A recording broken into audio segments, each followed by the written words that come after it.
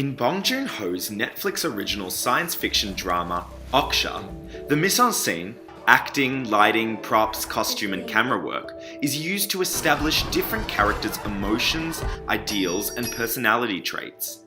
Lucy Miranda is portrayed as an innocent, sweet, and immature businesswoman, but her dark reality is divulged later in the film.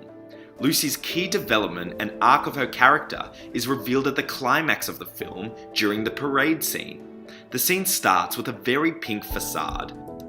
The frame is filled with the pink balloons and decoration in the parade, giving the scene a brightness and playfulness. This acts almost as a pathetic fallacy for Lucy, who is depicted as quite youthful throughout the film. In the opening sequence, we are introduced to her with braces on, even though she doesn't look too young. Her infantile veneer is further explored in the parade scene, where her costume is quite oversized, and she almost looks like she is on the cast of Nickelodeon's Rugrats.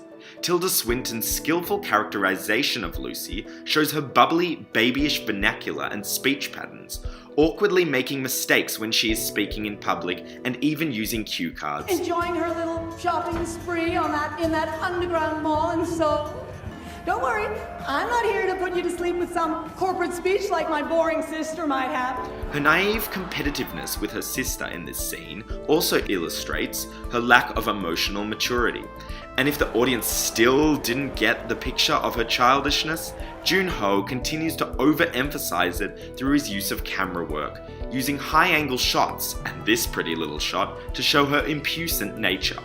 This shot also highlights her yearning for acceptance from her sister. This is, in fact, the first scene in the film where Lucy is alone without the presence of Nancy, be it the condescending phone call or the ever-presence of Lucy's right-hand man or Nancy's spy, Frank Dawson, who acted almost as a puppet master. The girl. You're thinking of bringing her to New York, aren't you?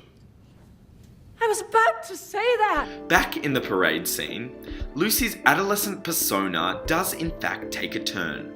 While the audience are already used to seeing Lucy as an overgrown child, the dark reality behind Miranda Corporation is foreshadowed during her speech. The element of green begins to sprout all over the scene, which contains the deeper message of darkness and corruption.